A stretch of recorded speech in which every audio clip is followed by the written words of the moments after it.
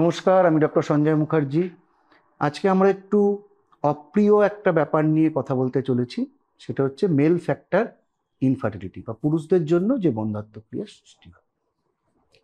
এই mail factor infertility যখন আমরা করতে যাই, মানে অ্যানালিসিস করতে যাই, তখন আমাদের একটাই প্যারামিটার দেখতে হয়, দ্যাট ইজ সিমেন অ্যানালিসিস।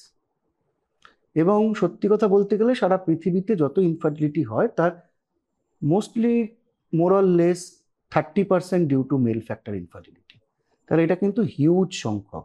এবার মেল ফ্যাক্টর যখন আমি সিমেন টেস্ট করতে বলি আমাদের এই তমলুকে, তখনই অনেকে পিছিয়ে যান। পুরুষরা মানতেই চান না যে তাদের কোনো দুর্বলতা আছে। তারপরে যখন টেস্ট করতে রাজি হন, তখন যদি কোনো স্ট্যান্ডার্ড জায়গা থেকে টেস্ট করা হয় তাহলে ঠিকঠাক রিপোর্ট আসে। কিন্তু অধিকাংশই যে রিপোর্ট আমরা পাই, সেই রিপোর্টগুলোর কোনো ভ্যালু নেই। তার কারণ হচ্ছে অধিকাংশ জায়গা থেকে তারা যে সিমেন্ট টেস্ট করে নিয়ে আসেন, সেই টেস্টের রিপোর্টে আমরা দেখি কি কাউন্ট, মরফোলজি আর মোটিলিটি, এই তিনটে জিনিস আমাদের দেখতে হয়। কাউন্ট আর মোটিলিটির অ্যানালিসিস মোর অর লেস ঠিক থাকলেও মরফোলজি যেটা দেখা হয় সেটা কিন্তু ঠিক হয় না। তার কারণটা কি? আমরা যদি দেখি WHO যেই সিমেন অ্যানালিসিস প্যারামিটার রেখেছে, সেই সিমেন অ্যানালিসিস প্যারামিটার অনুযায়ী 4% মরফোলজি যদি নর্মাল হয় তাহলেই একটা পুরুষের সিমেন নর্মাল। সেক্ষেত্রে আমরা যখন এই তমলুকে বিভিন্ন সেন্টার থেকে রিপোর্ট পাই, সেখানে অনেকের দেখি 80% 90% নর্মাল। 80% 90% যাদের নর্মাল রিপোর্ট যারা দিচ্ছে, তার মানে তারা কোনটা নর্মাল স্পাম কোনটা ডেড স্পাম সেটা তারা, বা অ্যাবনর্মাল স্পাম সেটা তারা দেখতে জানেন না। কেন, সত্যি কথা বলতে গেলে WHO যেই ক্রাইটেরিয়া মেনে সিমেন অ্যানালিসিসের কথা বলছে বা যেই ক্রাইটেরিয়া মেনে মরফোলজি দেখতে বলছে, সেই ক্রাইটেরিয়া যদি মানা হয়, হার্ডলি 10 থেকে 12% ম্যাক্সিমাম মরফোলজি নর্মাল পাওয়া যেতে পারে। এই যে 80% 90% যে নর্মাল মরফোলজি পাই, সেটা কিন্তু অধিকাংশ ক্ষেত্রেই রিপোর্টটা ভুল থাকে। এবং যদি ওরকম একটা রিপোর্ট নিয়ে কোনো স্বামী আসেন, সেক্ষেত্রে তাকে বোঝানো খুব ডিফিকাল্ট যে আপনার স্পার্মে প্রবলেম থাকতে পারে।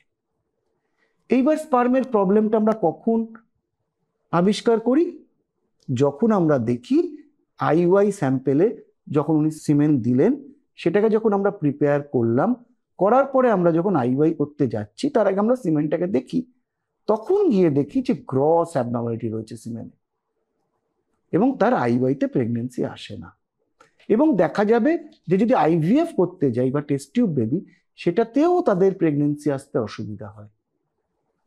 সেই ক্ষেত্রে ইক্সি হচ্ছে একমাত্র উপায় থাকে, যেই পদ্ধতিতে ইক্সি করলে সেই পেশেন্টের কিন্তু ওই স্পাম দিয়ে আমরা কাজ করতে পারি বা ভালো ভ্রূণ তৈরি করতে পারি। তাহলে এতদিন অবধি যেই ভদ্রলোক ভাবছিলেন যে আমার সিমেন্ট নর্মাল, তাকে যখন হঠাৎ করে বলতে যাই যে আপনার সিমেন্ট খুব খারাপ, এটা দিয়ে বাচ্চা আসা সম্ভব নয়, উনি মানতে চান না। এই জায়গাটাতে একটা খুব দ্বিমতের সৃষ্টি হয়। কিন্তু যদি কেউ কমন সেন্স রাখে যে আমার ওয়াইফের সব নর্মাল, তার ডিম তৈরি হচ্ছে, ফুটছে, তাহলে এতদিন বাচ্চা আসছে না কেন, 10 বছর 15 বছর ধরে বাচ্চা আসছে না কেন?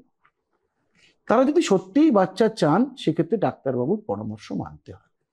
বেসিক্যালি একটা সিমেন্ট টেস্ট করতে গেলে যদি চোখে দেখে আমরা টেস্ট করি, সেক্ষেত্রে কিছু ইনস্ট্রুমেন্ট লাগে, যে ইনস্ট্রুমেন্টগুলো অধিকাংশ জায়গায় থাকে না, বা ম্যান বিহাইন্ড দ্য মেশিন, বা যেই চোখ লাগে নর্মাল অ্যাবনর্মাল স্পামটাকে চেনা, সেটা অর্ধেক জায়গায় থাকে না।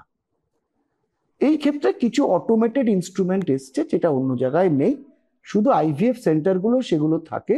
সেই অটোমেটেড ইনস্ট্রুমেন্ট দিয়ে যদি অ্যানালিসিস করা যায়, তাহলে স্পার্মের অ্যানালিসিসটা ঠিকঠাক ভাবা যায়। আজকে পূর্ব মেদিনীপুরের তমলুকে আমাদের উত্তরণ IVF সেন্টার ক্লিনিক শুরু হয়েছে।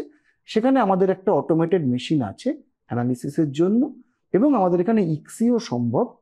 সুতরাং যে কোনো প্যারামিটারের যদি পেশেন্ট আসেন স্পার্ম অ্যানোমালি নিয়ে, যাদের স্পার্মের রিয়েলি প্রবলেম আছে, আমরা কথা দিতে পারি যে আমেরিকাতেও যেই টেস্ট পদ্ধতি অনুযায়ী IVF করা যায়, পূর্ব মেদিনীপুরেও সেম পদ্ধতিতে বা ততদূর অবধি আমরা এগোতে পারি। মানে আমাদের এখানে অ্যানালিসিস মেশিন যেটা আছে সেটা ইসরায়েলের মেশিন, এবং ইক্সি করার যে মেশিনটা আছে সেটা নেদারল্যান্ডের মেশিন। মানে আমরা এটুকুনি বলতে পারি, মানে ওয়ার্ল্ড ক্লাস ট্রিটমেন্ট আজকে আমরা পূর্ব মেদিনীপুরে উত্তরণ সেন্টারে দিতে সক্ষম হয়েছি। এই একটাই কারণ, যদি কারোর স্পাম খারাপ থাকে হতাশ হবার কারণ নেই, আমরা কিন্তু সেই স্পাম দিয়েও বাচ্চা এনে দিতে পারি। আরও একটা কথা বলার আছে, যার ধরুন একটুও স্পার্ম নেই, একটাও স্পার্ম নেই, অ্যাজুস্পার্মিয়া যেটাকে আমরা বলি, সেই পেশেন্টদের ক্ষেত্রেও কিন্তু টেস্টিস থেকে অপারেশন করে আমরা স্পাম বার করি, যেটাকে আমরা টেসা বলি।